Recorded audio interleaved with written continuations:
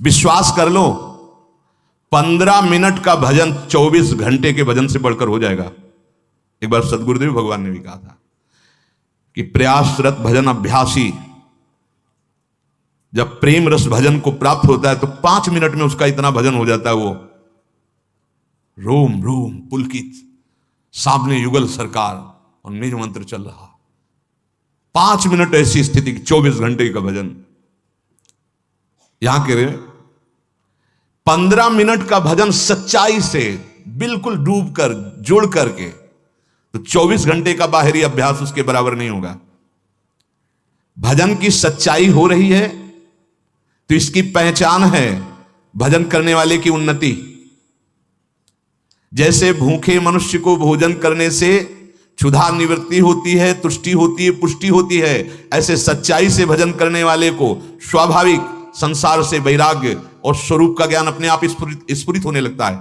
नहीं मैं शरीर नहीं हूं, ये सब मांगे मन इंद्रिय प्राणों की, शरीर की नहीं, वो अपने आप स्फुरित होने लगता है और प्रियालाल के चरणों में प्रेम अपने आप होने लगता है, सच्चाई के भजन से, लगन पूर्वक भजन से। जब कभी तुम्हारा मन बुरे काम के लिए तैयार हो जाए, तुम नहीं रोक पा रहे हो, तो उसे फुसला के टाल दो। 1 घंटा, बस 1 घंटा का समय दो हमें, 1 घंटे के बाद हम आपका कहा मान लेंगे, और उस 1 घंटे में नाम कीर्तन शुरू कर दो, वो शांत हो जाएगा, विचार बदल जाएंगे। बुरे काम का संकल्प करने वाले मन का तत्काल साथ मत दीजिए, उस समय उसको फुसलाइए, उस समय उसको अगर डांट के रुकता है तो डांट के नहीं, फुसला के कल ऐसा 1 घंटे बाद, और उस समय तुरंत प्रबल साधन में लग जाइए। उस समय प्रबल साधन है, आंख मूंदो, प्रभु के सामने बैठ जाओ भावना करके और नाम कीर्तन शुरू कर दो। वो समय टल गया, वो शांत हो जाएगा, वो शांत हो जाए। हम लोग असावधान हो जाते हैं, जहां वो अपने स्वरूप में अर्थात काम क्रोध आदि के वेग में आया मन, तो हम तुरंत उसका साथ दे देते। नहीं, उससे समय मांगिए, उसको समय में फंसाइए, अंतराय दीजिए। लेकिन यदि भजन में डूब रहा हो तो सब छोड़ दीजिए, उसी समय डूब जाइए। जैसे कोई पद पढ़ रहे हो आप, आपका मन लड़खड़ा करके उस रूप शोभा में जा रहा है, अब आगे बढ़ने की जरूरत नहीं, डूबने दो, डूबने दो, मंत्र में लग डूबने दो, उसको रोक करके। कोई जैसे कि अब तो ये समय हमारा इसका है, इसका है, इन सब साधनों का फल है डूबना। अगर हमारा मन डूब रहा है मंत्राकार, तो हम समाज में बैठे हैं, मंत्राकार होती है। हमारा मन किसी पद की पंक्ति में फंस गया, अब फंसे रहने दो, सब चल रहा है, हम अंदर से उसी में। ये किसी को दिखाने की, बताने की बातें नहीं। लेकिन यदि बुरी भावना में फंस गया तो अंतराय दीजिए, तत्काल उसका साथ मत दीजिए मन का, उसको अंतराय में रखिए। इस प्रेम लक्षणा भक्ति को जो प्राप्त कर लेता है वो सिद्ध हो जाता है। सिद्ध शब्द से दूर की बात सुन लेना, मन की बात जान लेना, कई रूपों में प्रकाशित हो जाना, पर्वत आदि में प्रवेश कर जाना, आकाश में विचरण करना, ये सब सिद्धियों की यहां बात नहीं कह रही जा रही। यहां जो सिद्धावस्था, इन सिद्धियों का तो प्रवेश ही नहीं है।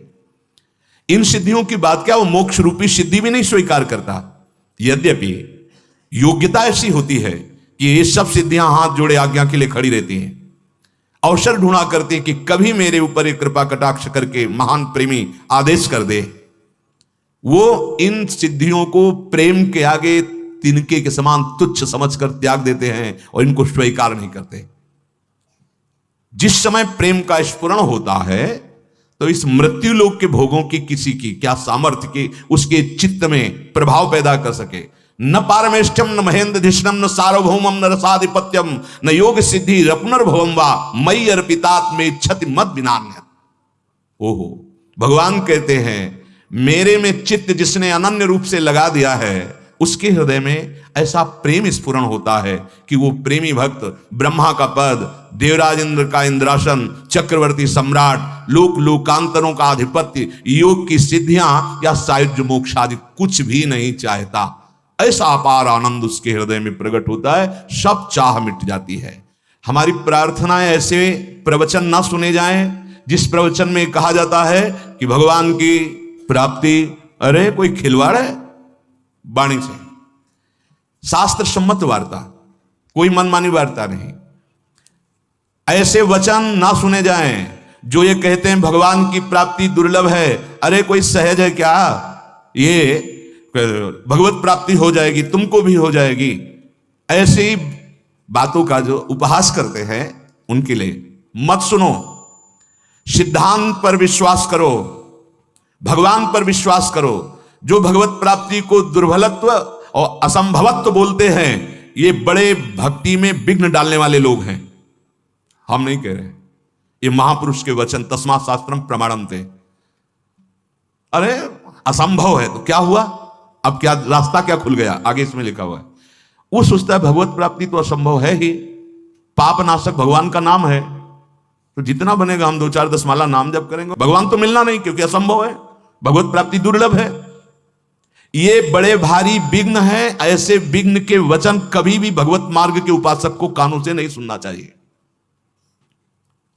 क्योंकि अनुभूति तो उनको है नहीं, विषय छोड़ सकते नहीं। रुपया, मान, सम्मान, लोक इसको सत्य मान रहे हैं तो दुर्लभ तो है ही उनके लिए। अरे भगवत प्राप्ति जैसा सहज त्रिभुवन में कुछ नहीं है।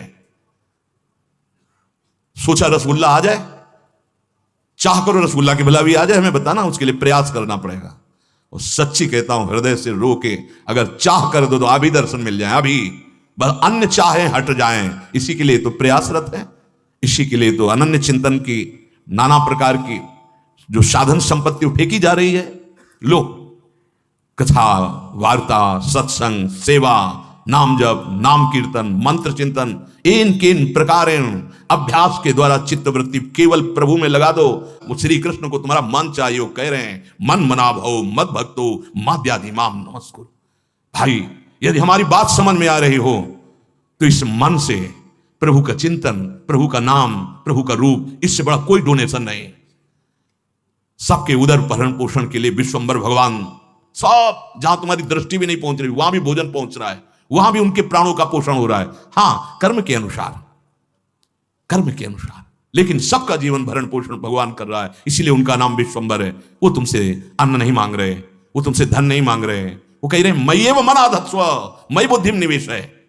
नहीं नहीं, तुम धन से या किसी दान से तुम भगवान को खरीद नहीं सकते। एक, केवल एक है, मन दे दो। आप सब कुछ दे सकते, मन नहीं दे सकते, क्योंकि इसी से तुम भोग भोगते हो, इसी मन की प्रेरणा से तुम संसार में विचर रहे हो, इसीलिए नहीं अनुभव कर पा रहे हो। कहते हो भगवत प्राप्ति कोई बात है क्या? अरे भगवत प्राप्ति कोई बात ही नहीं है। अगर शुद्ध बोध की बात कहें तो किसको किससे कब प्राप्त करना है, वही है, वही था, वही रहेगा, उसके सिवा मत्ता परतरम नान्यत किंचित अस्ति धनंजय।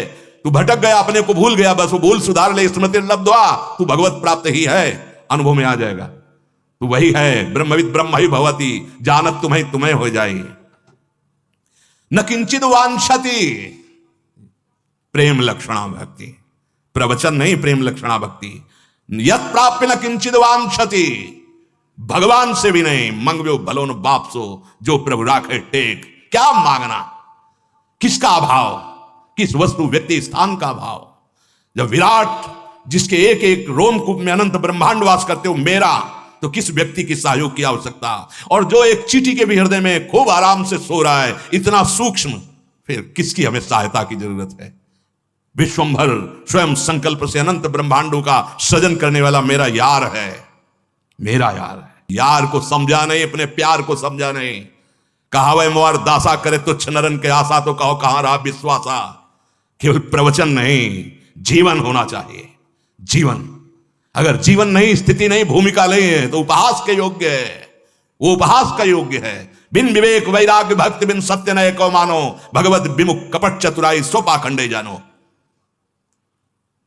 आंतरिक वृत्ति को भगवान में लगाने के लिए मानव देह मिला है, मनोरंजन के लिए नहीं मिला है। धर्मयुक्त विषयों का सेवन करते हुए वैराग्य पथ के पथिक बनते हुए आंतरिक और श्री कृष्ण की प्राप्ति कर लो, मानव देह, केवल इसके लिए। तो यत् प्राप्य न किंचित वांछति, जिसकी प्राप्ति के बाद कुछ प्राप्त करना बाकी नहीं रह जाता। हम कहते हैं हम श्री कृष्ण दास हैं। गुलामी मन की, गुलामी धन की, गुलामी मान की, प्रतिष्ठा की, इस देह की, कहलाते हैं श्री कृष्ण दास। हम भगवत दास कहलाते हैं। कलंक लगाते हैं दासत्व में हम, वेशधारी हरि के उर्शाले। नहीं नहीं नहीं, हम जैसे हैं अपने प्रभु के हैं, और प्रभु मेरे हैं, सिर्फ मेरे हैं। ये ठसक अंदर हृदय में आ जानी चाहिए। तो न किंचित वांछित, क्यों मांगे? तुम अल्पज्ञ हो क्या? तुम्हें पता नहीं है? सर्वज्ञ हो, सर्वशक्तिमान हो, कर तुम अकर तुम अन्यथा कर तुम हो, क्यों मांगे? आप देखो, आप देखो, आपका मैं दास हूं, आप देखो, आप जैसे चाहो वैसे रखो, जोई जोई प्यारो करे सोई मोई भावे। या मेरा संकल्प नहीं, ये सृष्टि आपका संकल्प है।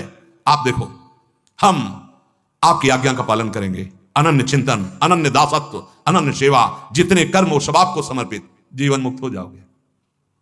न किंचिद वांछति न शोचति, यस्य भक्तिर भगवती हरौ निश्रेयसेश्वरे विरिकीर्तो अमृताम बोधौ किं क्षुद्रै खातकोदकै। जो भगवान की प्रेम लक्षणा भक्ति को प्राप्त होता है, मानो अमृत कुंड में किलोले कर रहा है, ए क्षुद्र गड़ैया के गड्ढे की तरफ क्यों देखेगा? जो भगवदानंद का रस हृदय में ले रहा है, दास भगवदानंद का रस नहीं तो फिर है क्या? फिर है क्या? चक्रवर्ती सम्राट पद कहला करके अगर वो बलशाली होकर सेना उसके पास नहीं है, प्रजा को सुखी नहीं कर रहा, तो किस बात का राजा? सेना, विवेक रूपी सेना, जो इंद्रिय और मन के विकारों का नाश करके एकमात्र अपने अधीन कर ले और इन्हीं इंद्रिय और मन को भगवदानंद में डुबो दे, वो हुआ हरिदासत्व।